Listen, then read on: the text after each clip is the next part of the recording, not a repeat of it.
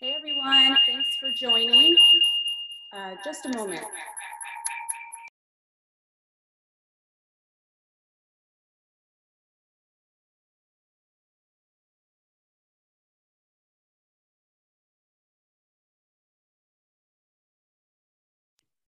Okay, so we're gonna get started in just a bit. There's a little bit of an echo. We're gonna figure this out right now. Hold on, please. Thanks everyone for joining us. So everyone's writing where you're from. That's excellent. We have someone from Redondo Beach. Awesome. I'm actually from the South Bay. I'm from Palos Verdes. And we have some from Oregon, North Carolina. Welcome everyone. And we're just waiting to admit people in. And we will start at about 10:34, 35. Yeah, thanks for joining us on a Saturday morning. We're really happy that you guys are making the time for this. And this is our first legal chat, and so welcome. We appreciate you joining in. Again, it's a Saturday morning here in California. Woohoo! Right. Go. Oh, we have someone from England. Thank you for joining. Oh, Nicaragua. Wow. Florida. Egypt. This is awesome, you guys. Texas, San Antonio, Texas. Also, if you can let us know if you're a high school student, a law student, in college, or where are you at in your legal journey? Nice. Junior high, college, high school, junior and college. Last year of law students from Woohoo! LA. Yes. Sophomore in high school. Awesome. Crazy. Paralegal school. Excellent. First year college student. Awesome. We have a really good mix of people here today. Yeah. And we have about 60 people joining us right now, and it's still going. All All right. We'll give it another couple minutes just to make sure we get everyone here before we get started.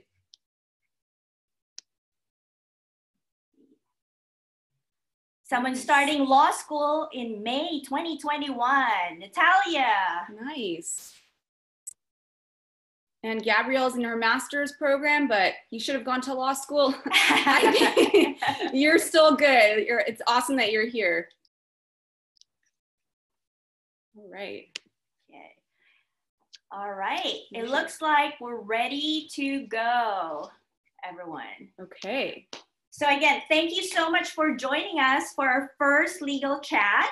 My name is Katherine Lizardo. And I'm Taly Goody. Yes, and this will be an overview of what a legal journey is about. And Taly and I, our goal is to, for today, is to give you a roadmap of how to get to become a lawyer.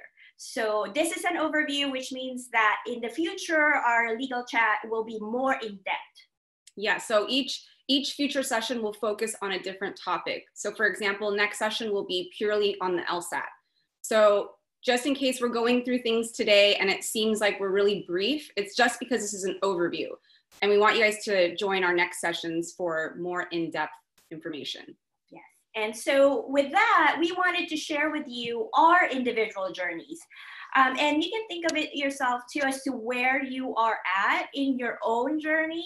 Perhaps you can relate to that as we share with you how we got to where we are right now. So Taly will go first. Great, thanks, Katherine.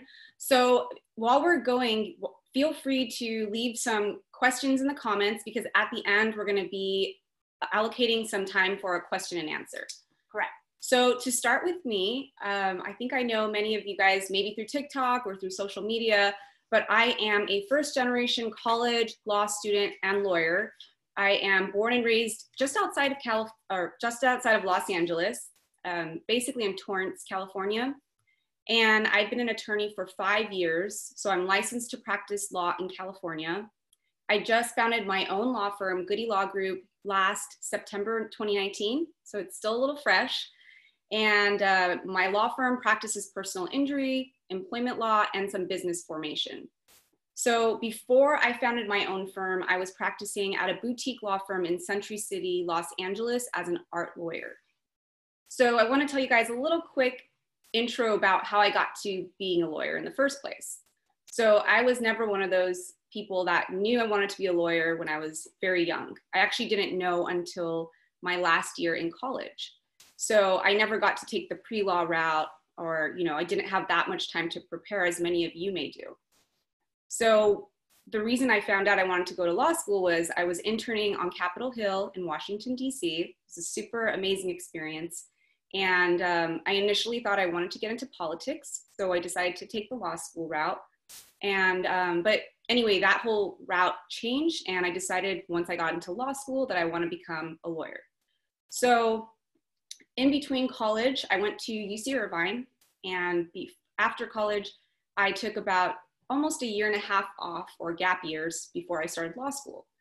And during that time, I spent time just studying for the Lsat since I didn't really get to do that in college, preparing for the Lsat, taking the Lsat, and working and also just taking some time to decompress before law school. And I started law school in 2011. And when I did, I didn't know what type of lawyer I wanted to be. And I actually didn't even know until I graduated law school. So I ended up going to Thomas Jefferson in San Diego for law school. And I'm now happy as a lawyer and it's awesome. So Katherine, go ahead and give your background. Yes, and like Taly, I am also the first in my family to go to college and then the first one to go to law school as well. And for me, I've been practicing for over 14 years, and I've always wanted to be a lawyer when I was, young, but I just didn't know how to get there. And the reason because I was the first in my family to go through a legal journey. And so I was born in the Philippines, and I moved here in the United States when I was in high school. Middle of high school, actually, it was my junior year in high school. And I remember that my classmates were talking about taking the SAT, and I was thinking, what's that? And of course, I figured out that it was the test that you need to take so that you can go to college here. So I took the SAT, I applied for college, and I eventually got accepted into UCLA. And when I applied to UCLA, I didn't know what to major. You know, I didn't know what you should major in to become a lawyer. And so I put in my application that I am undecided, which means that I still have to figure out and declare my major down the road, which I eventually did. After I took an introductory sociology class, I realized that I like it, and also I can finish college in about 4 years. And throughout my legal journey, time was always a factor for me because I wanted to start working and become a lawyer as soon as possible. And so I finished college in 4 years. And after I graduated, you know, I didn't go straight to law school too, like Taly. What I did was I started working because I wanted to know, you know, is there any other career out there that I might be interested in? So I worked for about 3 years. And after that, I realized that I do want to go to college. I mean, I do want to go to law school. And so I started studying for the Lsat. And I did that by working full time and studying on my own. So it was a bit of a challenge because I could only study at night or when I'm not working. And then finally, I took the Lsat, and then I applied for law school. And I eventually decided to go to Southwestern Law School here in LA. And the reason is because they have a 2-year program. Law school, as we'll discuss later on, is about a 3-year program. And so I wanted to finish, again, law school fast. So I took the 2-year program. And then when I was in law school, I wanted to, you know, figure out what can I do to make myself competitive in terms of getting a job when I get out, because it is a competitive field out there. So I got good grades, and then I was invited to the law review, and I was, my article for law review was published, and my career counselor told me that it would be beneficial to also extern at the Ninth Circuit Court of Appeal. And externship is what you call an internship in college. So I did that. I externed for the late Judge Arthur Alarcon of the Ninth Circuit. And then I graduated from law school in 2 years, and then I took the bar. And actually, the day after graduation, I said goodbye basically to my friends and family and said, I'll see you in 3 months because I'll be studying for the intense bar. And then I took the bar, I passed it, and then I found a job as a law clerk, because as you're waiting for your bar results, you're not an attorney yet. So I was a law clerk, and once I passed the bar, I became an associate, which is what you call an attorney at a law firm. So I did that. I was a defense attorney for 12 years at a law firm. At law firms, actually. And what that means is that I was representing people who were being sued. And then I started my own firm, and is now doing plaintiff's attorney, which means I represent people who have been wronged. So those are our legal journey. Very similar, but also different, and not a straight path. Right, Taly? Right. And I think that's what's beautiful about it. You don't have to all do the same path. You can take a gap year. You don't have to take a gap year. There's no, set rules for everything. There's different journeys that everyone takes. So you don't want to compare your journey to someone else's. And you're never too late. A lot of people say, well, I'm going to start law school at 27. That's not too late. It's fine. You can start whenever you want to start. So just don't compare your journey. Your only competition is yourself. Always remember that. Exactly. And, and the journey that Taly and I will go through today is the straightforward journey, like, how to get there, the straight path, but pick whatever journey works for you. Right. So we're going to start with college. So basically I can give you kind of a roadmap of what we're doing. I'm going to discuss college, the LSAT, and then Catherine's going to take over and talk about law school and the bar. And then after that, we'll talk about the different types of practice areas that lawyers practice in. And then at the end, we'll do question and answer portion. Yeah. So let's start with college. And as Katherine and I both mentioned, everyone's journey is different. And some people, when they're going to college, they don't even know they want to be a lawyer, and that's okay. Taking the pre-law route is not required to go to law school. A lot of people ask me if I should do pre-law. And you know what, if you want to do pre-law, that's great. And pre-law is basically more so like a program. It's not necessarily a major.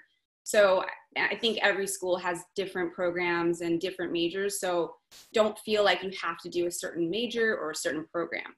So that leads me to majors. The number one question I get asked all the time: what should I major in if I want to go to law school? And I always answer, there's no required major for law school. You can literally do anything you want to do. You can be an art major, you can be a science major, you can be a math major. I mean, anything. And people ask me, well, don't law schools look at it for admissions? And the answer is if they look at it, it's very, very, very minor in their decision making. It's not even going to be something that they're heavily weighing, because the most important thing for them is to know that you chose a major in that you are doing well in, that you're succeeding in. And Katherine, did you mention what your major was? Yes, I majored in sociology. Okay. So, and I remember when I was in college, and for other countries, it's called the university. So in college, you're an undergraduate.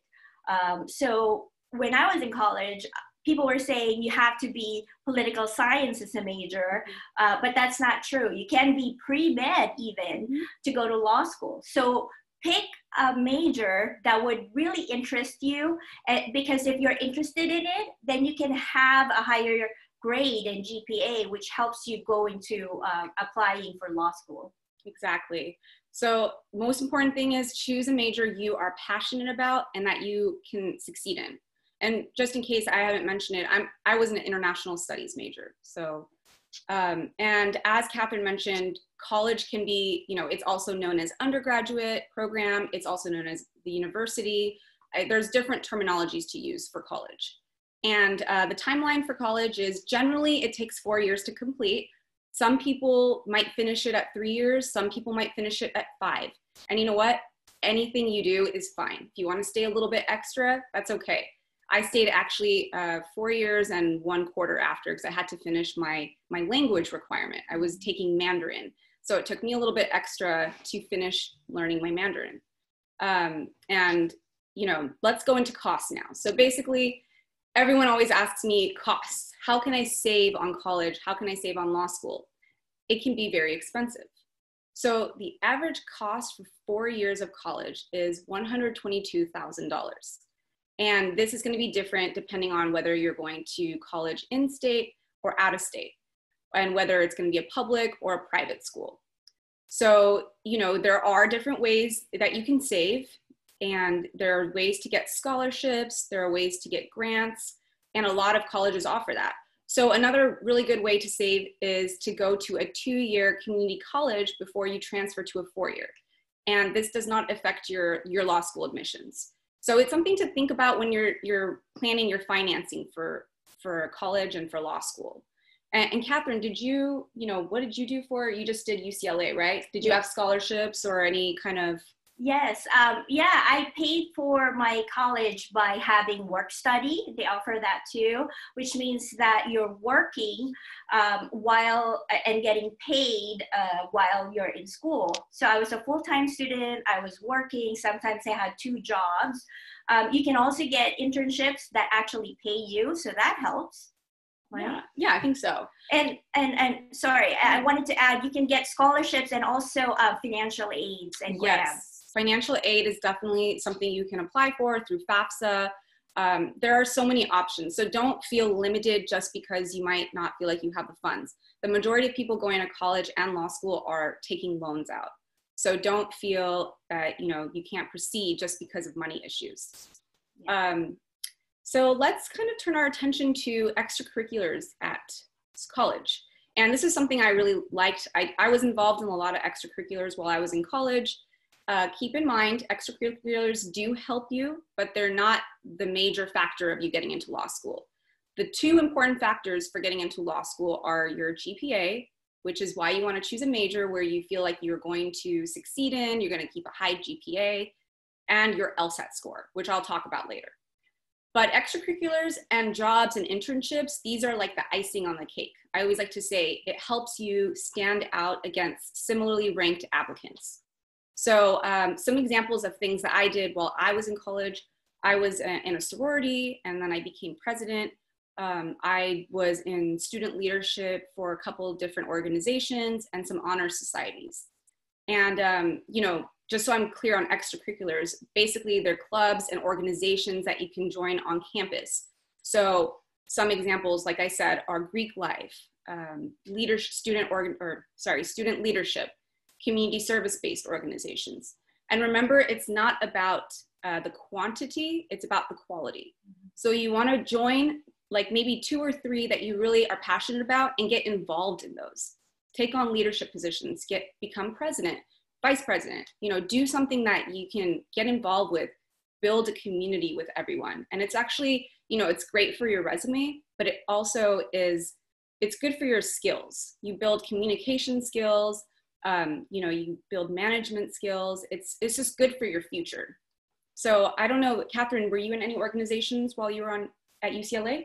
Yes, what I focused on when I was at UCLA is mostly trying to do internships because I was working, I was doing my work study, and I wanted to do internships during the summer because during the school year I was working for that work study, and then in the summer then I would go ahead and do some internship. I actually interned for the Getty Museum for one summer, and then I also I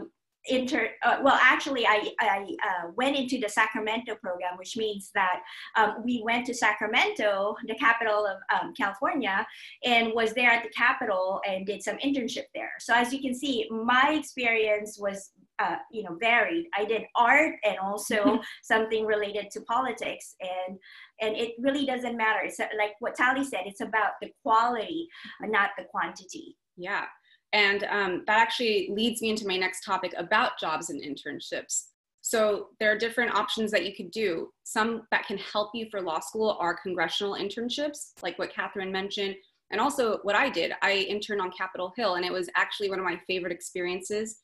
So just in case you want to learn about it, the UCs in California, they offer the UC-DC program. So keep this in mind if you're going to a UC. And basically it allows you to travel to Washington, DC, take credits there so it transfers, and you're living right next to the White House. I mean, super close. It was an awesome experience. I was actually there for Obama's inauguration in 2009. So I thought that was super cool, super special. Traveling to Capitol Hill every day for my job was amazing. I interned for a congressman, and it was just the best time. So if you get the opportunity to do that, I would really recommend it. So that's an example of a congressional internship.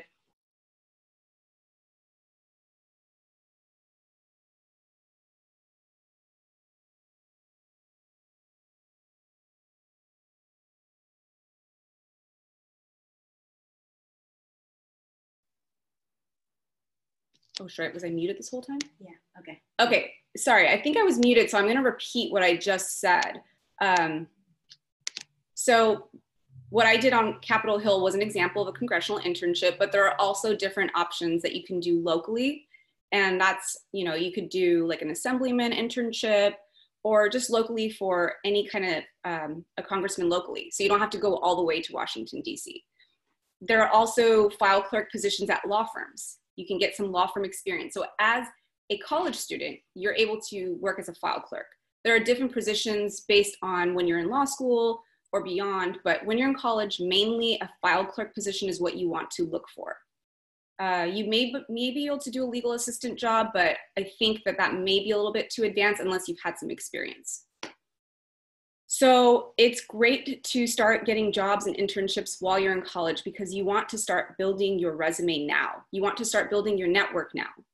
You never want to burn any bridges. So even if you had a bad experience somewhere, don't burn your bridges with them, because you never know if there's someone that's connected to them that can maybe help you get a job in the future. So you want to keep everything professional. And it's just great that you're going to be able to have this community, and you're already, you know, a community that you're building this network for jobs in the future. So, so basically, most important factors about getting into law school. Number one is your GPA, and number two is the LSAT score. Everything else is the icing on top, like I said. But let's move on to the LSAT now.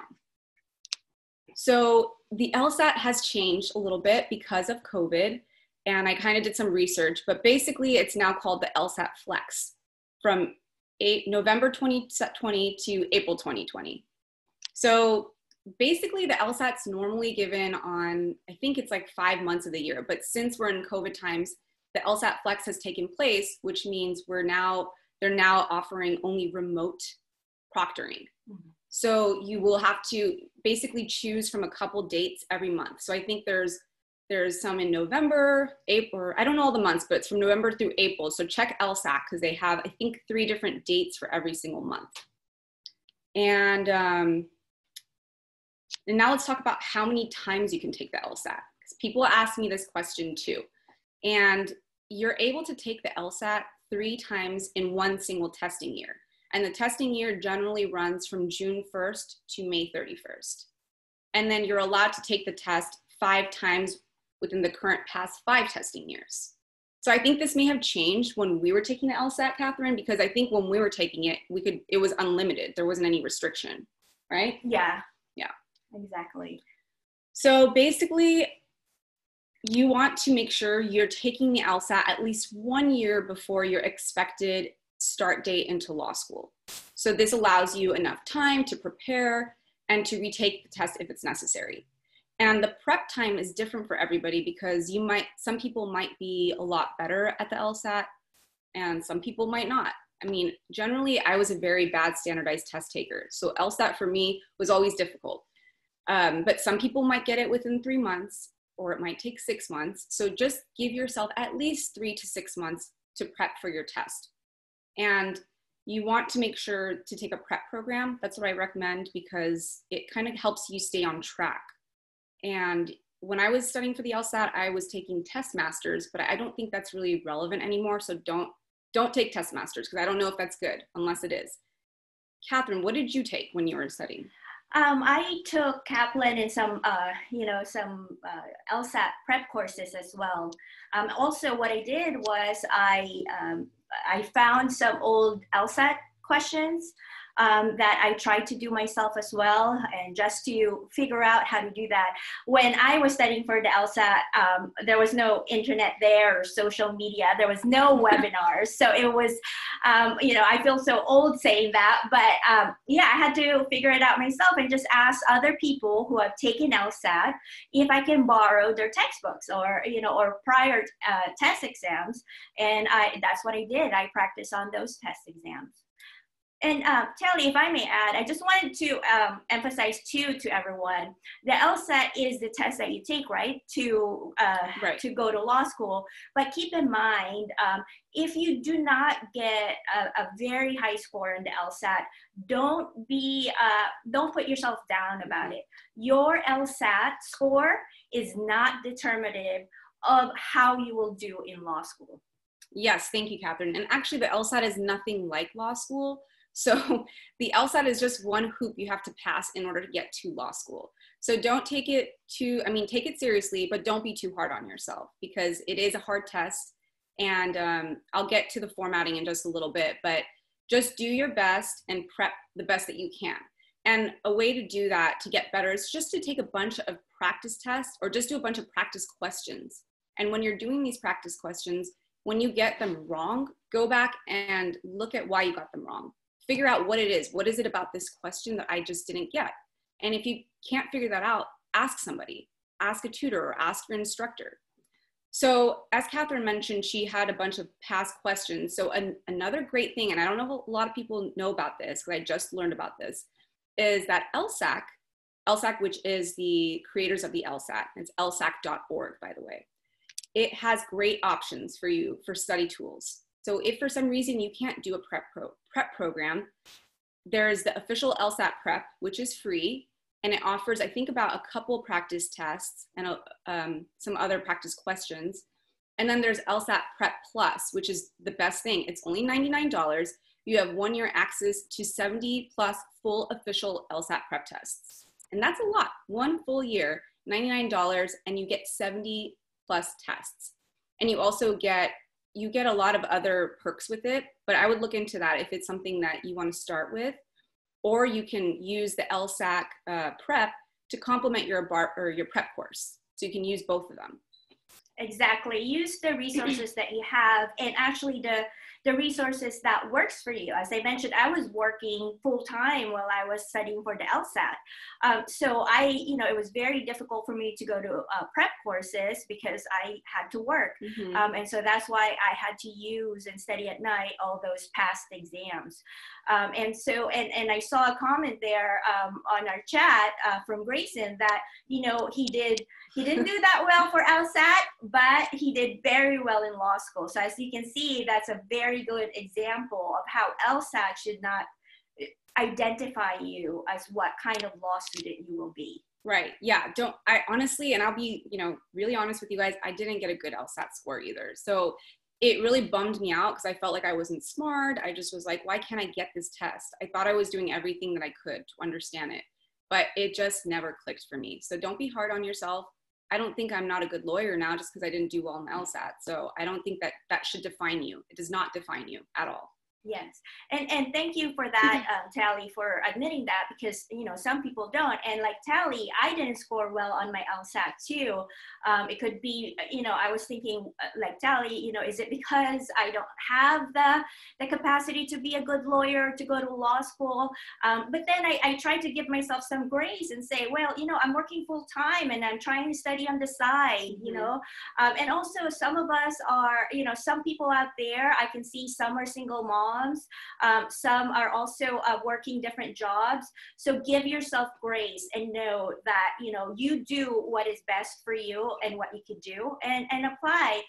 And then when I took the LSAT, I didn't get the score that I wanted, but I did really well in law school. I actually graduated at the top of my class. And so as you can see, it was not a direct correlation to how my LSAT test was. Definitely. And same with me. I actually graduated with honors, so it does not matter. It really, just do the best that you can do, and just don't beat yourself up if you get that score that you didn't want again, because that's what happened the last time I took it. I was like, I got the same horrible score, but you know what? I was like, I'm just going to apply to my law schools and I'm going to see what happens. So everything ended up working out for me, knock on wood. So just trust that your journey is going to work out no matter what. So let's go back to that. Okay, some other options you can do. If you can't do let's say you're doing your LSAT prep course and you still need some extra help. You can get a tutor. They have some great tutors out there that can just maybe sit with you for 2 or 3 sessions. Even one session can make a difference. There might be one section that you're struggling on and you're like, I just need a tutor to help me with this. So that's an option. And, I'm going to get to the pricing of all of this in just a moment, but let's say the prep course is just too expensive for you. There's also different options you could do that are free, like I mentioned, through LSAC. And there's actually a really cool LSAT Bible trilogy that I really liked. I think it's by PowerScore. So it has 3 books that focuses on all the sections. And I really like the logic games one because it really, really focused. I don't know, it was just easy. They explained it easily and it just kind of cracked the code for me. So that's an option. So LSAT Bible Trilogy, 3 books by PowerScore. And I just wanted to point out that none of these organizations or companies that we're mentioning are paying us at all. We're not advertising any of them. We're just giving you our thoughts as to, what worked for us. So what worked for us may not work for you. Again, do what works for you. Yeah, exactly. This is not a paid sponsored video. Okay, so now let's talk about the costs. So the average cost for an in-person prep course, and I think now since it's COVID, it might be just, in-person it counts as being through Zoom. It's about $1,450. That's the average cost. And these prep courses will basically, I think they start about 3 months before your scheduled LSAT, and will schedule everything that you need to do up until that point. So that's why I liked doing a prep course. Again, I'm not going to really list any names of prep courses because I don't know what's relevant right now, and none of them are sponsored right now. So I think just do your research and see what works for you. Google has great options. If you just type in LSAT prep courses, there's a bunch of options out there. And before I go on to prep course costs, the LSAT costs $200 each time you take it. So, and I know there's like a fee if you need to change your date, but that might be different now because of LSAT Flex. So a lot of things are different right now. So just double check when you're signing up, just go through lsac.org and see the different restrictions that they have due to COVID. And some options that you could do for free courses, there's actually the Khan Academy, and they're partnered up with LSAC. So I've heard great things about the Khan Academy. I have not used it myself personally, but I know it's free. And the LSAC official prep is also free, which is, they're both on the LSAC website. So I know I didn't talk about the formatting yet, but let's talk about that a little bit. So because of LSAT Flex, the LSAT used to be 5 sections. Generally, it's 5 sections. So it's all multiple choice. There's 2 sections of logical reasoning, 1 section of analytical reasoning, and 1 section of reading comprehension. And then there's 1 test variable section. So it could be an extra reading comprehension section, or it could be an extra analytical reasoning section. You don't know which one's the test, and that's the sucky part. So you can't just say, I'm gonna zone out on this one because it's the test. You just don't know. So you have to be prepared for all sections. And at the end, there is, oh, and just so I'm clear, the unscored parts, or the test variable, is not scored. So it's unscored. And the LSAT also has a writing sample at the end. So that's the typical LSAT. But since we're in LSAT Flex, it's now down to 3 sections. So it's 1 reading comprehension, 1 analytical reasoning, and 1 logical reasoning. So I believe LSAT Flex is going from November 2020 through April 2020. It might go beyond depending on our circumstances, but just keep, go on LSAC just to be sure, because it's going to probably change every month. And yeah, so that's basically the formatting of the LSAT. So another thing to keep in mind, if you do really well on the LSAT, you are entitled to some scholarship opportunities, because I know a lot of people are asking me about that. And we'll go into this more in detail once we get into the LSAT section, and that's our next session. Yeah, and we'll actually have some special guests for our next session on LSAT. And also we'll show you some of the actual questions that you can expect when you take the LSAT. Yes. So we'll delve into that deeper next time. Yeah, so I think that's all I have right now. Let Katherine take it away. Yes, so that's about LSAT. Now, what I'm going to be talking about is about law school. So law school is typically 3 years, and there are different programs, and I'll talk about that in a little bit. But the cost of law school, I know that I see a lot of questions about how much does law school cost. So the US News has recently released that the average cost of tuition and fees for law school is about $150,000. And then on top of that, you have to think of other costs that you might incur, such as living expenses, books, transportation, room and board. So factoring that all in during the 3 years, it's very common for students to incur about $200,000 to $250,000 to go to law school. And that's big, as you can imagine. That's a huge investment. That's why we're doing this legal chat, so you can really have the information you need before you make that big investment. So how do you pay for that, right? You can pay for that by using financial aid. You can have grants, you can get scholarships, and also you can get student loans. So there are ways to do that. And again, when we talk about law school session for our next legal chat, we'll give you the examples of all those financial aid and financial help that you can get for that. Now, what kind of law school should you consider? There are different things to consider when you're thinking of what law school works for me. Again, you have to ask yourself, what law school works for me? You know, if you're a single mom, or if you're a parent, or if you're married, or you know, or you're single, so you ask yourself that. I was married when I was in law school, so I always had to think about that too, and consider that I want to make sure that I have time for my husband, even though I was in law school. And you know, with my 2-year accelerated program, it was very intense. So you consider your family in your decision making. And so the things to consider when you're in law school, or what to choose for law school is, one, some law schools are accredited or not accredited.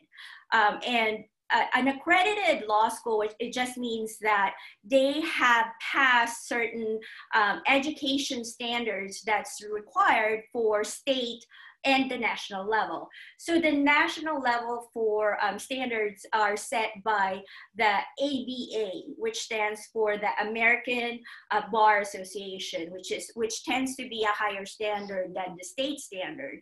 And so majority of the states, depending on what states you are in, majority of the states actually require that you graduate from an ABA approved or ABA accredited law school to take the bar. So that's why, you know, if you're asking, well, does it matter if I go to an accredited or not accredited law school? It only matters if your state will allow you to take the bar if you go to an accredited law school. And here in California, we're one of the few states that actually allow you to take the bar even if you go to an unaccredited law school. So think about that when you're choosing. The second consideration for law school is whether you're gonna go to private school or public school. And there are so many great public schools out there. You know, obviously cost is a big factor when you're thinking of whether you're going to a private school or a public school, because it is much less expensive to go to a public school. And then the third consideration is that the types of program. There are full-time programs, which is, you know, going through 3 years. Then there's the part-time program. And then there's my program, which was a 2-year program at Southwestern. And then there are also night classes that people can use, because you might be in law school and you might need to work, and that's the fact of life. So think about that. And I know there are some online programs as well for some people. Again, think about what your state will require for you to take the bar. So yeah. And Katherine, just to add on that, so if you're going to an unaccredited law school, they're going to require you to take the baby bar. And that means you're basically taking a baby bar exam after your first year of your law school. So that's something to keep in mind. And you're taking that in addition to the regular bar that everyone takes after they graduate law school. Mm-hmm. Exactly. So that's something to think about too, as another test to prepare for and another cost to consider. And so we get a lot of question of what is law school like, right? Again, we'll delve into that in detail when we talk about law school. That can take like the entire session when we talk about that. But for now, in general, I wanted to give you some significant difference of going to law school compared to college, because people would think, oh, you know, I went to college, I probably know what law school is like, but it's completely different. And it's different because it's different with how you study, it will be different with how you write, and it will be different with how you think. So how you study is different from college. When you're studying in law school, you will be reading cases or case law instead of having textbooks to look at or a cliff note or a summary. You would really have to read these 30, 50 pages cases and brief them, right? That's how you learn the law. Also, the amount of workload, just expect that it's going to be enormous. You have to prepare even before before you start classes. So if we all remember Legally Blonde during her first, day at law school, and she's like, what, we were supposed to read that? And everyone read it except her. But that is true. You have to read even before your first day of school, and you're wondering, you're looking at this case law and you're like, how do I read this? Right? And what does this even mean? And you get asked questions on your first day already. So that's one thing. And a lot of people get very surprised that their study habits in college do not effectively work when they're in law school, because again, you have to study differently now in law school. So remember that, so that you're not hard on yourself if you go, this used to work when I was in college. I was at the top of my, class in college. I was getting good GPA, and now I'm in law school and I'm getting C's. Why? What am I doing wrong? Does this mean that I'm not going to be a good lawyer? So give yourself grace again, and just know that you might have to change how you study in law school. Another consideration too that's different is that the way you write. You will be writing differently in law school. You're writing as a persuasive writer, which means that you're writing a position that would your arguments to support your arguments, right? And also you're going to be writing about relevant facts. I remember when I was writing the first time in law school, I would add in some information, and my teacher would say, what does that matter? Why do I need to know that the sun was bright? Or, why do I need to know that information? And you're thinking, well, I wanted to make my story be more exciting and more vivid.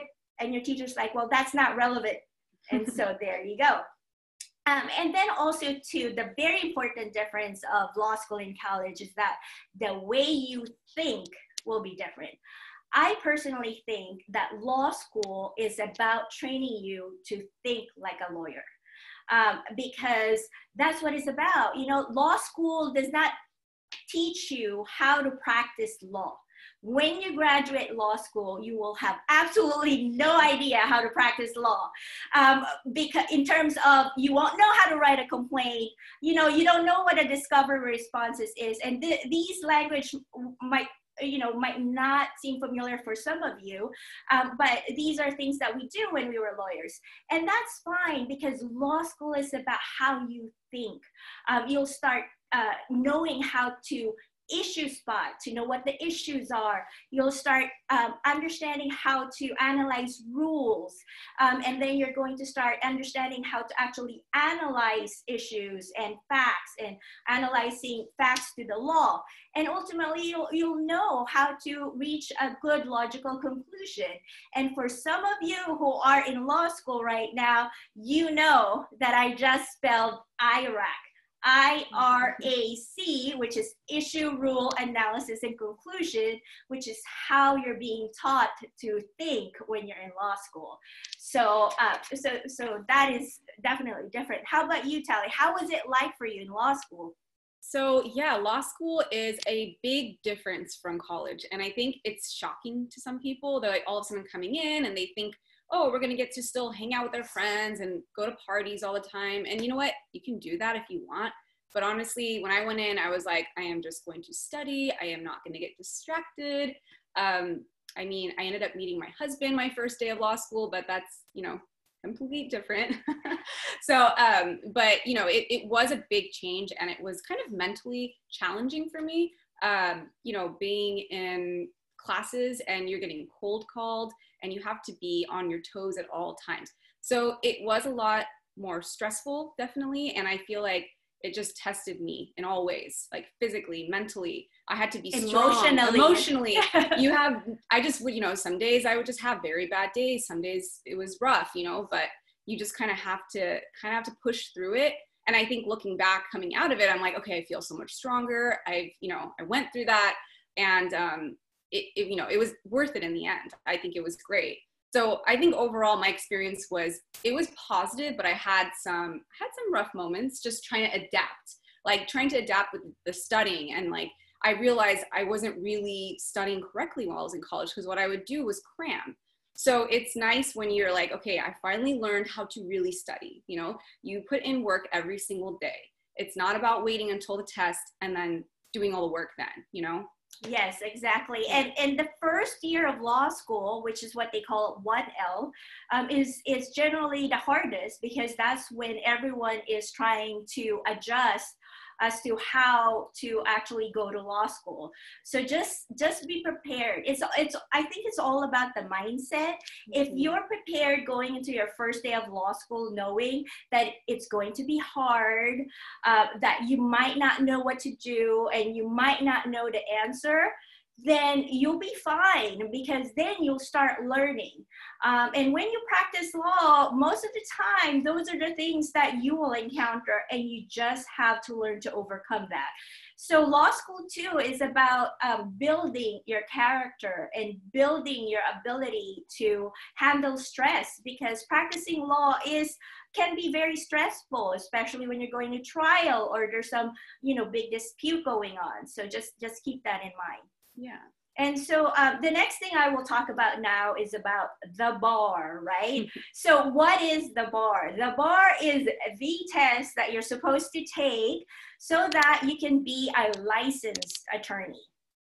You take the bar in the state that you want to practice in. So think about that, like, where do I want to practice, right? Sometimes you go to law school in one state, but you want to practice in a different state. So think about that as well for your consideration. So after you graduate from law school, usually you start preparing for the bar for about 3 months. So the timeline is about 3 months before you take the bar. That's when you start preparing for the bar. So how do you prepare for the bar? You actually take bar prep courses. So if you can invest in bar prep courses, I highly recommend that. I know I didn't invest for the Lsat, but for the bar, I made sure I invested in it, because I know that taking the bar is, that's it. This is what I need to do. I need to pass it to get licensed. So I took some bar prep courses and studied for 3 months rigorously, right? Like, I had a schedule. I would wake up early in the morning and just study or go to my prep courses. And then after 3 months, you take the bar, and then you wait to see what your test results are. And the thing is, with the bar, what is it like, right? Again, we'll discuss that more in detail when we have our legal chat about the bar. But what you need to learn for the bar is basically everything you learned in 3 years. You're cramming it all in 3 months and have to regurgitate that on the test, and then you can forget all about it afterwards. You can press delete in your brain, right? But you get tested with property law, contracts, wills and trusts, evidence, criminal law, civil procedure. So those are just the things that get tested at the bar. And the thing is, you don't know which of those areas of law will be tested at the bar. That's why you have to be prepared for everything that they could possibly ask regarding those areas of law. And so what is the cost of taking the bar? So the prep courses, it really depends on your budget. Again, this is something where you find what works for you if you're working, or if you can just focus on a prep course. But prep courses can be as high as $14,000. But it could be as low as $300. So it really depends what works for you. Now, in terms of the testing fee for the bar, it's $677. So of course, every year that testing fee might change. So next year, we'll see how much the bar would be, but those are the cost consideration. How about the timing and the format, right? So the bar is given 2 times a year. And during if you pick a test date, it will be, the test will be given for a span of 2 days. And the format consists of 5 essay questions, 5 one-hour essay questions, And then you're going to have one 90-minute performance test. And then there is also a 200 multiple choice question, or called MBE, which stands for multi-state bar exam. So that's the three formats for taking the bar: essay questions, performance tests, and multiple choice questions. And again, it could be any area of law that I mentioned earlier for those three. And then with COVID, it has changed, like the Lsat that Taly was talking about. And it's very interesting, the changes now that happened for the bar. So the last bar exam here in California was in October, actually October 5 and 6. So it was just last month. And the results will come out in mid-January of 2021. And so the exam in last month, the bar exam was remote in general. And the next bar exam will be in February 2021. Actually, it's February 23rd to 24th, 2021. And then the results will be posted in mid-May 2021.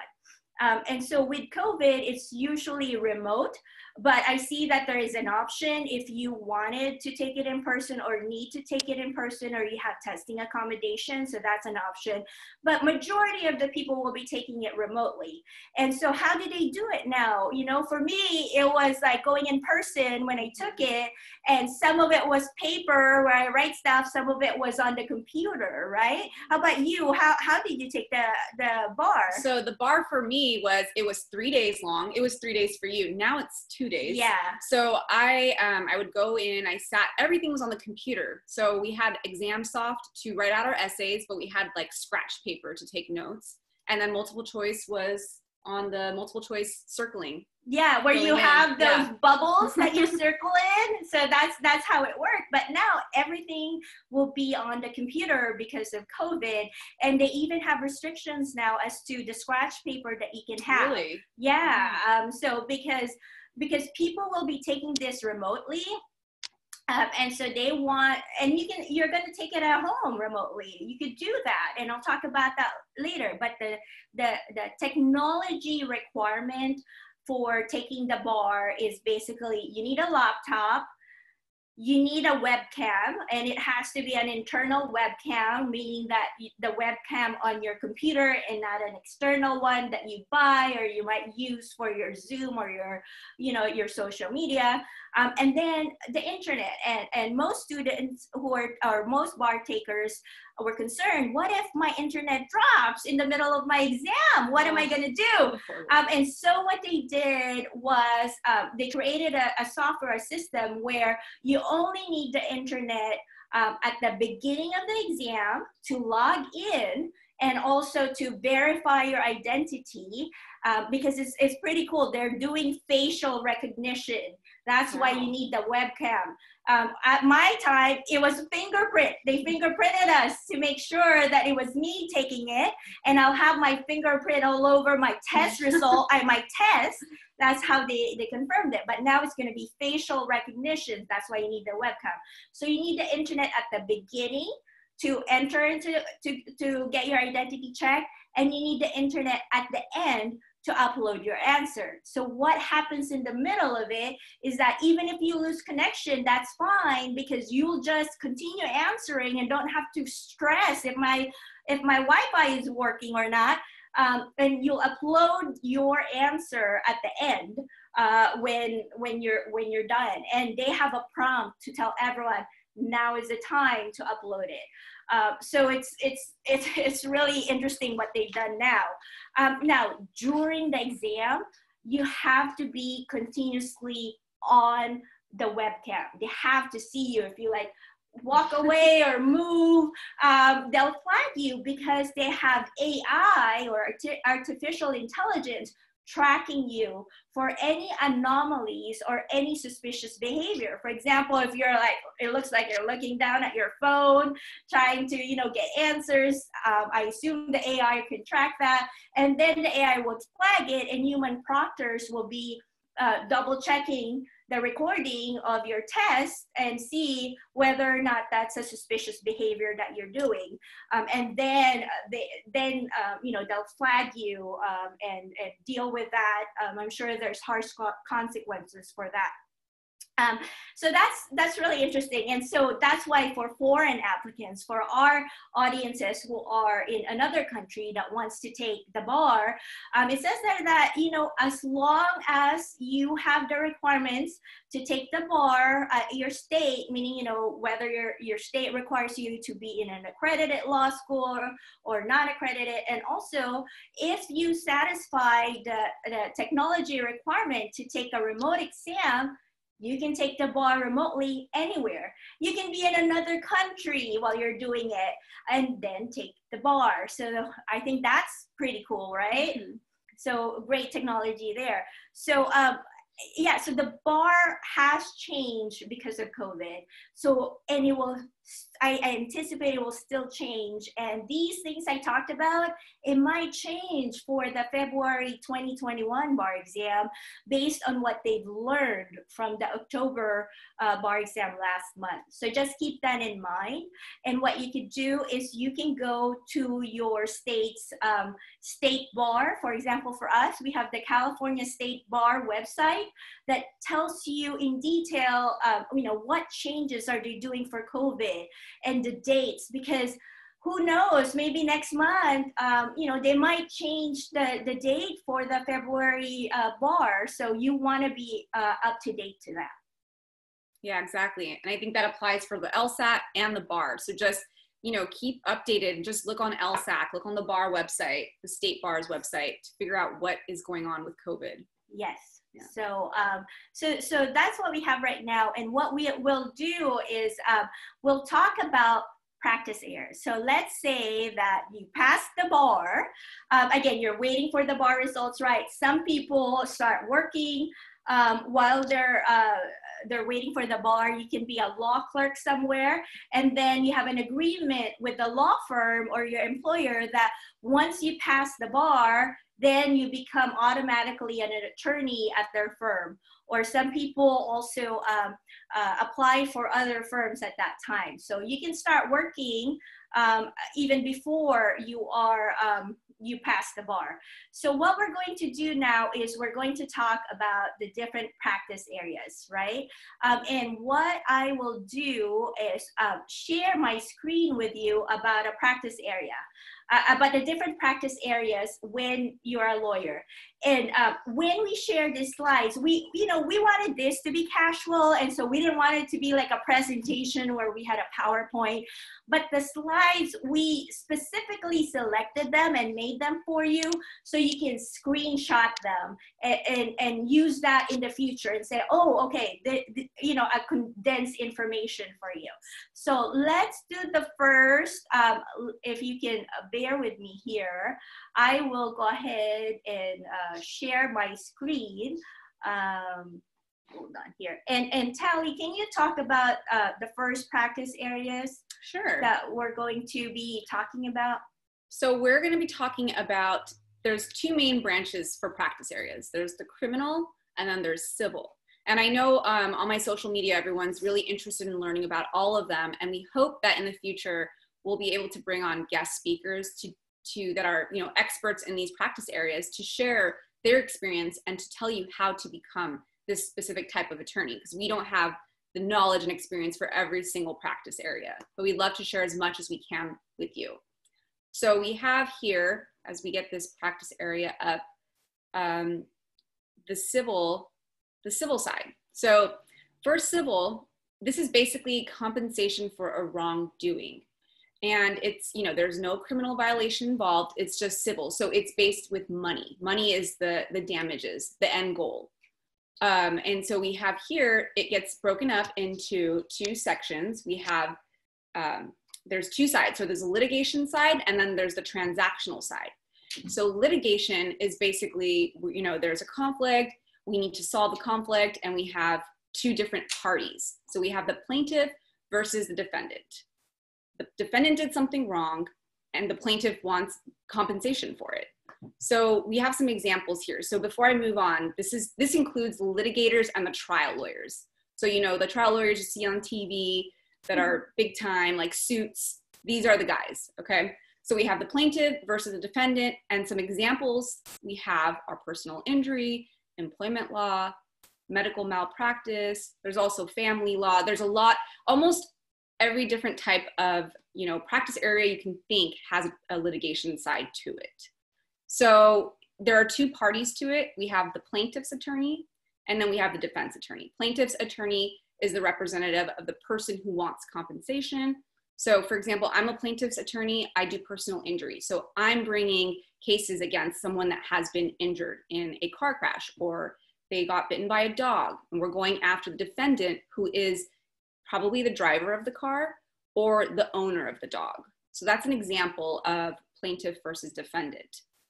And then we have the transactional side. So this transactional side is just mainly, you know, we're not really going to court. We're not really fighting about anything. It's more so writing out agreements to lay out terms for different things. So we have, you know, instead of plaintiff versus defendant, we have all the different parties. So it could be more than two parties. It could be three parties. It could be four parties. We just have all these different parties that need something to get figured out. And the way we do that is creating a contract, or we're writing an estate plan. You know, there might be bankruptcy issues, or intellectual property, or tax issues. So these are all different types of transactional issues.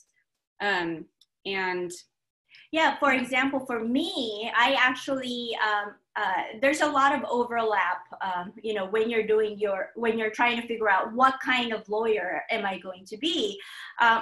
You know, for many aspiring lawyers, they don't know what kind of lawyer they'll be.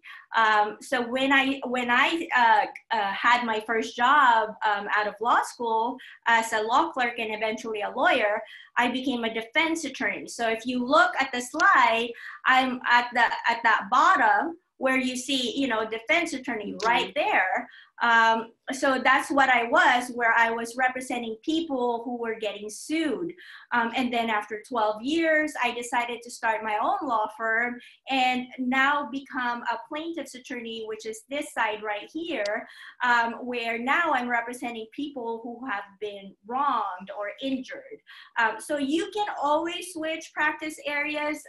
You know, if you try something out, you know, my first job, I was a construction defect attorney, a defense attorney doing construction defect law. And then I became a personal injury attorney at some point, and that's how I became a plaintiff's personal injury. Also too, I don't just do personal injury, I do the transactional side, which is what you see on the other side there, right here, because I do the wills and trust and also business formation. So you can do different practice areas just depending on what you feel comfortable with and what you like. Right. And that's a good point about practice areas. A lot of people also ask, well, how do I decide my practice area? And I think what I always recommend is, you know, you're going to find out by doing different jobs, taking on different internships. You'll take on jobs and be like, oh, I don't like this. Or you'll be like, I love this. This is the kind of work I want to do. Mm-hmm. You know, and you just kind of keep having to do different things until you figure it out.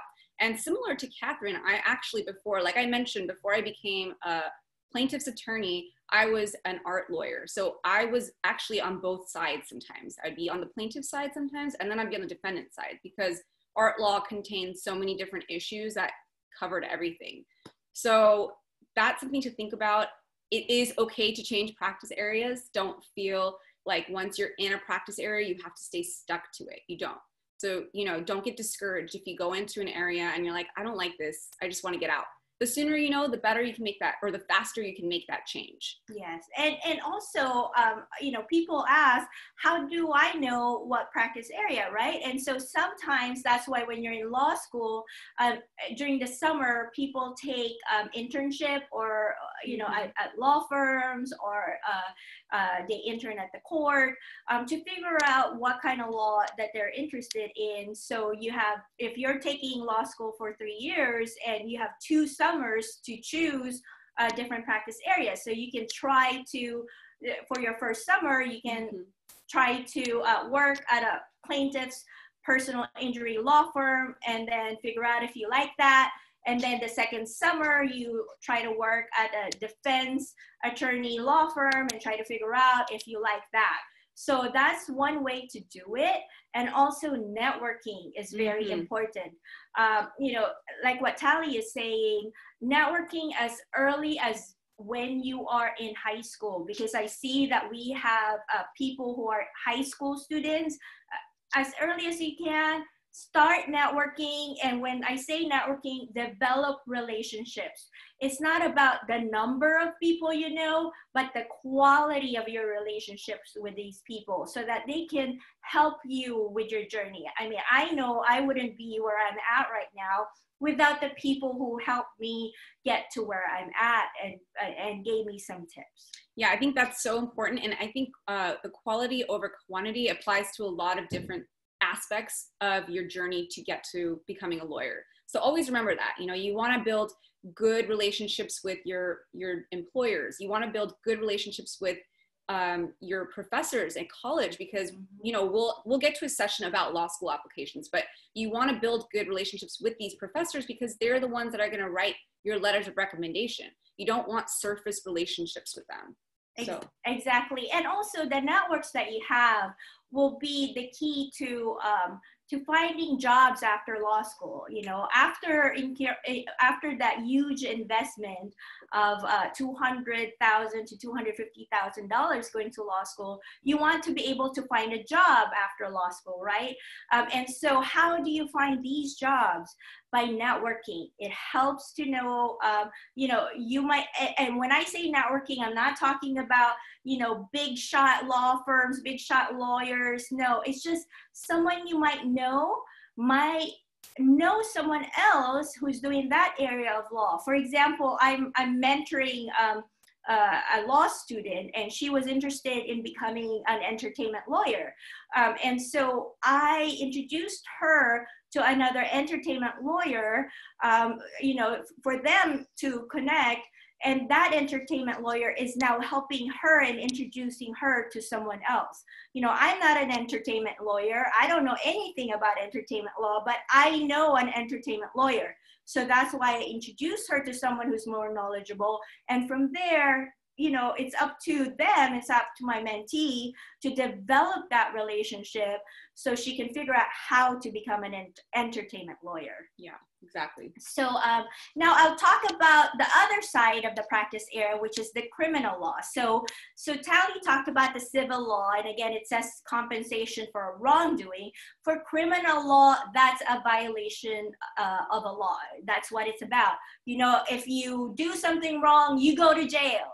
That's why we have that nice picture of someone in jail there. And when you're reading case law, you're usually going to see it says people versus defendant, meaning like people versus John Doe, so a name. And the people stands for cities, the counties, the states, or the federal government, because that's what criminal law is about.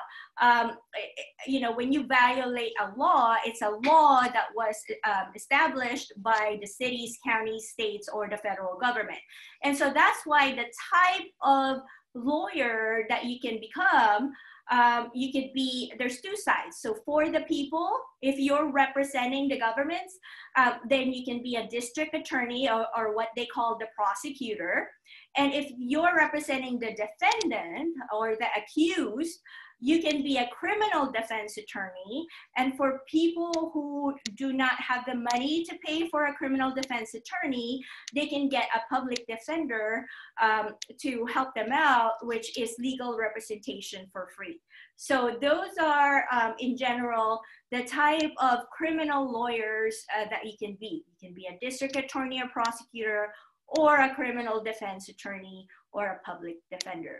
So go ahead and take a screenshot if you need to. I'm going to take down and stop sharing. So hopefully in the future, you can take a look at this and say, which branch of the practice area do I want to be? So screenshot, I'll give you a few seconds, and then I'll stop sharing now. Great. There are we go. going to recap? Yes. Okay. Now we're going to try to recap And let me just set that up for you. So I know Taly and I went through a lot of things.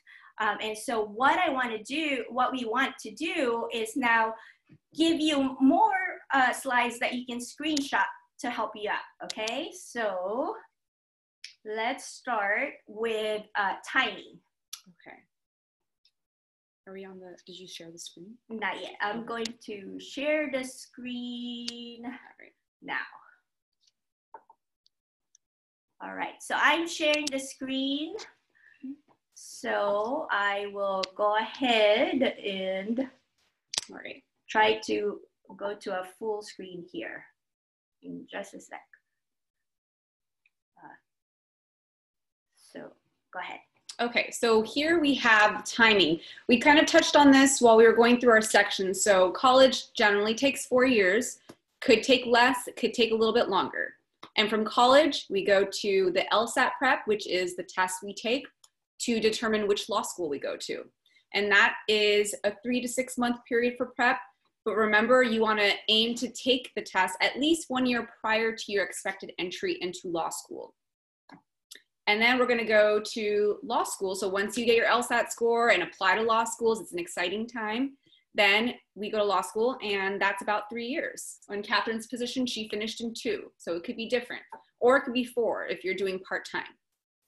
And then we are going to the bar exam, and that takes about 3 months to prepare. Yes. So go ahead and take a screenshot of that timeline for your future reference. I will now go to the next slide.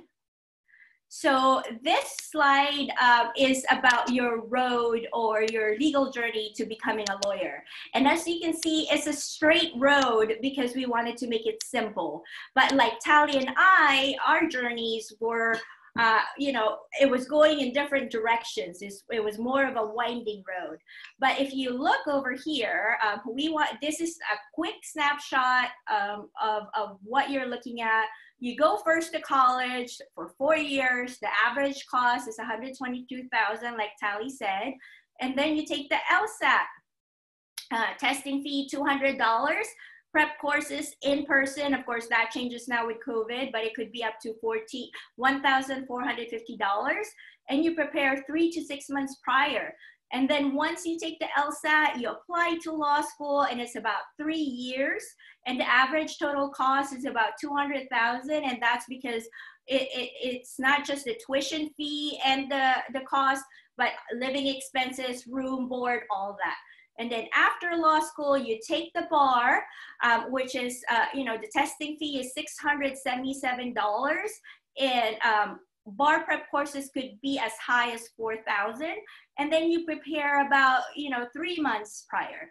And once you pass the bar, then you become a lawyer. So these are the steps that you take in the simplest form. But of course, it's more complicated than that when you actually do it. And then we'll go ahead, and that's that. All right, so before we get into our question and answer, let's just tell you guys about our next date so you could save it. It's going to be Saturday, December 12th from 10:30 to 11:30. And there's the Zoom ID, which we'll definitely share on social media until then. So this is when we plan to have guest speakers to discuss the LSAT. So you definitely want to make sure to tune in to learn a little bit more about it. Yeah, so save the date. So I'll stop sharing my screen now so we can answer some of your questions for you on here. So someone asked, what category does family law fall under? We were just Taly and I were talking about that yesterday. Family law, we didn't put it there, but it could be transactional. It could go under transactional, when you're doing prenup, meaning prenuptial agreements or something like that. But it could be litigation, when there's a dispute between, former spouses. So that's why there is an overlap between litigation and transactional law in some of these areas. Is the 2-year program fast-paced? than a 3-year law school program. As I mentioned early on, I took the 2-year program at Southwestern University, and it is fast-paced because it takes 2 years. We didn't have any summer and we didn't have any break. It was like a full day of schedule of classes, and then there's no reading period to study for the final. We basically finished a class yesterday and our final is today. So it's very fast-paced. Yeah, and I actually have a question here from Zahra. She's asking, when you get into law school, does everyone follow the same path, or do you get to choose what kind of law you want to study? And I think this is a great question because when you go into law school, it is not like you pick a specific path. We all take all the same general courses you're required to take, and these are the general courses that are going to be on the bar exam. And then after that, maybe like towards the end of your second and your third year, you could take a couple courses that are more considered elective. They're not required, but they're classes like wills and trusts. I don't think that's required for some schools, or family law, for example, that's not a required class. So that's when you can kind of start honing in on specific areas to see, maybe I want to learn more about this type of law. So it's not like med school where you're like, okay, I'm going into this specific type of medicine. It's everyone's doing something that's the same classes. And then once you graduate, that's when you go branch off and actually learn how to practice law. Like we mentioned, law school doesn't teach you how to practice law. So it's more about changing the way you think. And then once you get out, you need that practical real life experience to get that, to learn how to actually practice. Yes, exactly. And so people are actually asking if we can share the PowerPoint. So yeah, we can share the PowerPoint with you. At the end, we'll show you our contact information. If you email us, we'll email you the PowerPoint, definitely. There's a good question here, and I think this applies to both of us, Taly, which is, what jobs did you do between college and law school? So for me, I had a retail job. I worked for Mervyn's as a manager, where I managed about 200 employees out of college. So that was a good experience because the work experience was dealing with people. So it's not about what type of job you do. I mean, as to what your position is, it's what skills you learn from that job. And dealing with people is a very important skill when you're an attorney, because sometimes attorneys or lawyers are called counselor. Actually, all of the time we're called that. And the reason is because we counsel people who are in very, unfortunately, usually in dire need of our help. They're in a very, a bad legal situation. So they need someone to listen to them and to understand their problems and to relate, and then find the solution that would work best for them. So people skill is very important. With the questions we're getting as to what kind of job or internship should I get, think about the skill that you will develop in those positions. Exactly. Yeah. And just to touch on that, someone asked here, should you be basically looking for jobs while you're in school? And actually this brings a good topic on whether you should work while you're in school.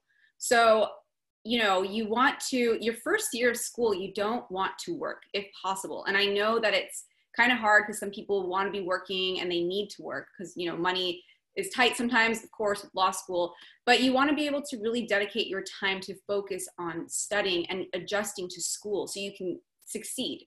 So my recommendation for jobs is to start working your first summer after your first year. Is that probably what you did, Catherine? Yeah, I did. It depends too as to when you want to, when can you actually work? Someone is asking if we can share our screen as to the contact information. Yeah. The reason is because they're about to, they wanted to know our contacts. So these are our contact information. Just to let you know, you can email us. We're not done with the question and answer yet. I'm just satisfying someone's question and need here. I wanted to make sure you can reach us if you have any questions. Email me or, Taly. We will answer your question. We're here to help you out. Yeah. Great. So we want to go to a different question then? So yes, let's do This is a good question from Ferris. Besides the LSAT and your GPA, what do law schools consider more important when applying? Internships, recommendation letters, extracurriculars? So obviously, you know, I don't know exactly for sure, not part of the LSAC admissions, but, you know, I think from all those different ones, it's really going to come down to your LSAT and GPA. And like I said, when it comes down to being, you know, you're up against someone with a similar LSAT, similar GPA, you're like exactly similar. That's when they're going to look at your extracurriculars. And I think recommendation letters, I think those could be a little bit more important than your extracurriculars, because they want to see, like, what do these professors or these employers think of this person? You know, like, how is this person in the job industry, or how do they work? What are the skills like? You know, they want to see a well-rounded person. So overall, I can't necessarily say what would be more important, but like I said, they're all like the icing on a cake. So you just want to really focus on LSAT and GPA, and then everything else will just help you stand out from the rest. Yes, and I see here, you know, a comment from Kenzie. She's saying she loves IRAC. They do that in paralegal school. So first of all, kudos for you, Kenzie, for going into paralegal school. I can see that you have an interest in law. So let us know if there's anything we can help you with, and anyone there as well.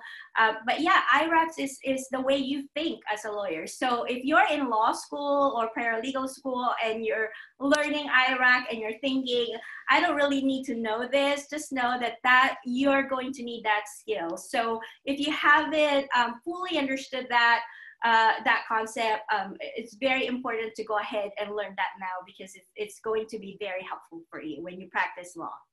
Yeah, I agree. So here's another question related to the LSAT from Danae. How would you go about pacing yourself for the LSAT? For me personally, the time test factor is a challenge for me rather than the material of the test. And that's a good point, because a lot of people can do all the questions when they have unlimited timing. But you know, that's the most important thing when you get to law school too. It's going to be, your tests are all timed. You don't have unlimited timing. So start now and really put yourselves in a time position. When you're doing practice tests, make yourself actually be in that position you'd be when you're taking a test. So put a timer on, no interruptions, nobody texting, phones off, everything, like all testing conditions. Some testing conditions don't even allow you to have like water in front of you, like for the bar exam. We couldn't have anything, no water, no food. It's crazy. Yes, and actually, even with the remote bar exam right now, you know, you can't have food and water as well. Even though you might be at the comfort of your home, they won't allow that. And as I mentioned earlier, even scratch papers is not allowed or very limited. Someone asked if this, webinar is being recorded. Yes, it is being recorded, and we will be posting this so you can watch it again later on, and we'll give you information as to where that would be. I will be posting it also at my website, lizardolaw.com, and also YouTube. I know Taly will be doing the same. Yes, I will be coming out with a YouTube channel soon. I've actually started filming content, but it's not up yet, so I'll let you guys know. Do you have any other questions you want to? Yeah, I think this is a really good question. Nikki Nair asked, how did you know that you wanted to be a lawyer, right? I think that's a question each of us ask. Do I really want to be a lawyer? For me, as I mentioned, I took time off from college to law school before, to work to figure out if I really wanted to be a lawyer. When I was young, I thought I wanted to be a lawyer because, people would say, oh, you should be either a lawyer, a doctor, or engineer. But then I realized, do I really want to be that? And so that's why I took time off. I wanted to find myself and know if that's exactly what I want. And I realized that I think like a lawyer. Every time I see, I read a document, I read paper, I read something, I could read a menu, and I think like a lawyer when I'm reading it. Like, what does this say? I'm reading a menu and it says, this might contain nuts. And I'm like, oh, okay, might. What does that mean? Did they cook this with nuts, or did they not cook this with nuts? So you're like, oh my God, I'm thinking like a lawyer and I'm reading a menu here. So yeah, so when I realized that, I thought, okay, I think I should go to law school, and I should be a lawyer. And now, as a lawyer, I realized that that is what I wanted to do. Yeah. And for me, like I mentioned, I didn't really know until I was on Capitol Hill in Washington, D.C. I was like, you know what, politics is for me. So that's kind of what I was thinking.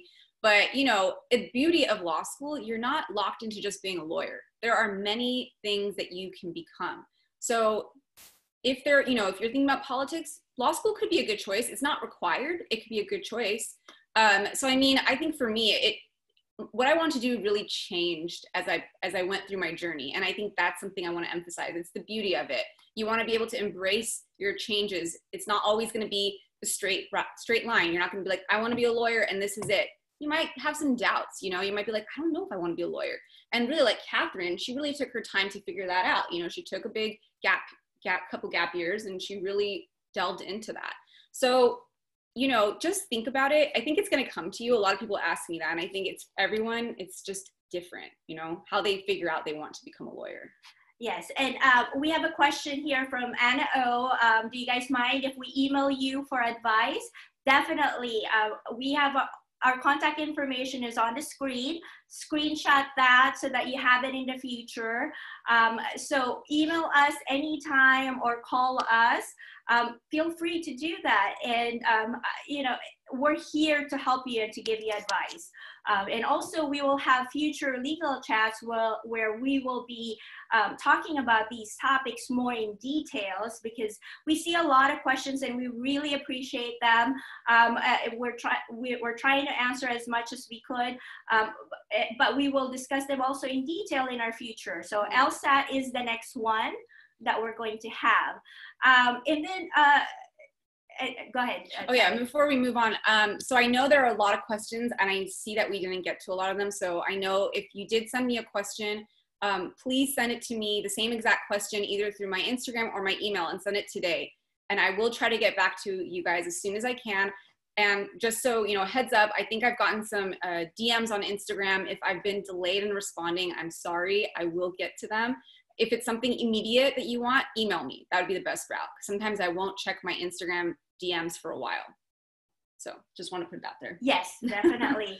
And let's see what other questions we can put here. So Ryan Jones asks, what are good skills a future attorney should develop for writing? So you will be doing a lot of writing when you're in law school. Good skill is definitely, you know, knowing to be clear when you're writing, and knowing relevant facts. I mentioned earlier, when I wrote in law school the first time, I would fluff it, make it sound more interesting. But when you're a lawyer, or you know, when you're writing an argument for the judge doesn't need to know, was it, you know, how did the sky look? Was the cloud nice? Was the sun shining? They just need to know, oh, it's clear weather, you know, it wasn't raining. That's enough. And so knowing what to put when you're writing, that will be very helpful. And actually, to add on that, before I started law school, my writing was very fluffy. And I mean, I would run on sentences. I added all these extra words, like Katherine was saying. And I realized how non-attorney-like my writing was. So you're going to want to get to the point. You want to cut out a lot. You want to make short sentences. Don't write long sentences. Very strong, short sentences makes a stronger impact. So remember that. Just start practicing that with your writing now if you can, because it's going to really help you. Yeah. And so let's see here. What other questions can we look over here? We want to make sure we at least, okay, there's a question from Celeste Beltran. I'm in high school, and what are some of the things you recommend for a high school sophomore student to do? First of all, Celeste, I wanted to congratulate you for already looking ahead. Being in high school, you're already thinking and attended this webinar. That means that you're already taking steps in preparing. So kudos to you there. And things you can do right now is exactly what you're doing. Just, you know, try to find the information. everyone here, we're in the technology age, so webinars are really good. Obviously the internet, and also networking. Taly and I could not emphasize enough, networking is very important. Taly and I are here to answer any of your questions, not just during this legal chat, but also if you email us or you send us a question at our social media, and we will help you out.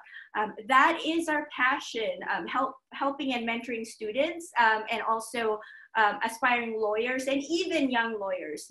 When I was a defense counsel, and even until now, for 14 years that I've been practicing law, I enjoyed helping aspiring lawyers and young lawyers, because I learned how I got here. I learned by trial and error, and I learned it the hard way. And if I can make it easier for you, I would be glad to share that information. So we're here to help you out. Yeah, and just to touch on that also, when we were going through this, we never had anyone. Like, you guys are so fortunate to have, these social media outlets, to have people you can learn from. So take advantage of these people, try to learn from them, reach out to them, and, ask them if they'd like to be, if they can be your mentor.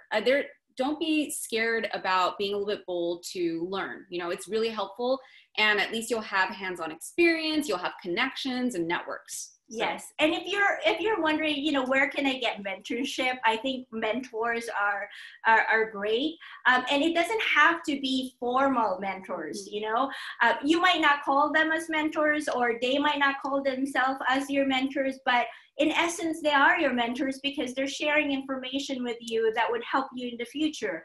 But you can be a mentor. You can find mentors in different organizations.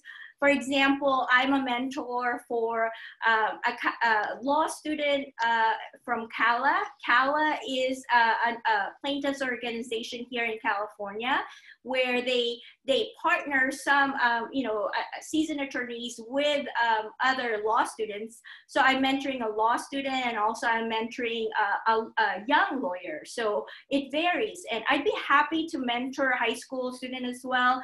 So you can think ahead. So yeah, just email us. Yeah.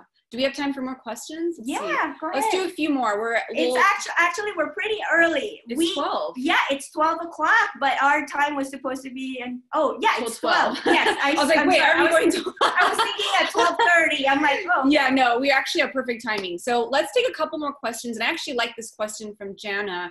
Is there opportunity for a good work-life balance as a lawyer? And many people think that when you're a lawyer, all you do is work. And if you're not working, you're not a good lawyer. So there's all these horrible stereotypes out there. And I want you to know that work-life balance does exist. And both Katherine and I have our own law firms. And we were just talking about this yesterday, actually. It's awesome for women or anyone that wants to eventually have a family to create your own law firm. You have the flexibility to do, you're your own boss. You don't have to be a huge firm. And I think people think when you have your own law firm, it's this huge firm like Suits, it's not. We have I have a partner, I have an employee, and Katherine is solo. So we can do kind of what we want to do. It's our schedule, and we can take on as many cases as we want. We don't have to take on a lot to be overwhelmed, so there's a way to have a good work-life balance as a lawyer. Yes, so. And that's a very good question that aspiring lawyers always ask us, and we will also have a session for that, because that can take like an entire hour to do. But yeah, their work-life balance is achievable. And I mentioned to Taly, I instead of using the word balance, I actually prefer using priority, because balancing is a hard concept to really achieve. So I think if you have priority between family and work, you can do it. You can make it happen. There are ways. I have kids and I'm married. I was married throughout college and law school. And I have a very successful marriage. I married my high school sweetheart. So we've been together for over 20, 25 years, so it can work. It really can. And so I think that's all the question we have. But I wanted to share, hold on, oops, stop sharing. I wanted to go ahead and share with you real quickly, if I can. I wanted to tell you that my firm is doing something called Thanksgiving giveaway. And it's really, you know, we wanted to spread the feeling of gratitude, because 2020 has been a very difficult time. It's very, for a lot of people, financially and emotionally. And so it's hard to figure out what we are thankful for. So we're hoping that if you can answer this question as to, you know, what are you thankful for, and what, because, you know, submit your answers at that website. If you go to my lizardolaw.com, and the person that you are nominating will actually receive a $100 Amazon gift card. And also we will include the beautiful note that you have there as to why that person is special for you. So we, you know, we hope that the person that you're nominating who will actually win the $100 could see your note and say, oh, you know, they're thankful for me, and I'm appreciated. I think at this time, you know, 2020 is about to close soon. There are things to be thankful for even during this hard time. Yeah, that's great. Yeah, submit that. And you guys, thank you so much for joining us today. It's been really awesome to have our first legal chat. We're super excited for the next ones that we're going to have, hoping to have one once a month. So always stay tuned. We'll be posting on social media to keep you guys informed. And like I said, please reach out to us with questions. If we didn't cover anything today, you know, if we didn't get to your question, which I know there are a lot of questions we left outstanding, please reach out to us. We'd be happy to help. Thank you, and have a nice weekend. Thanks, guys. Bye.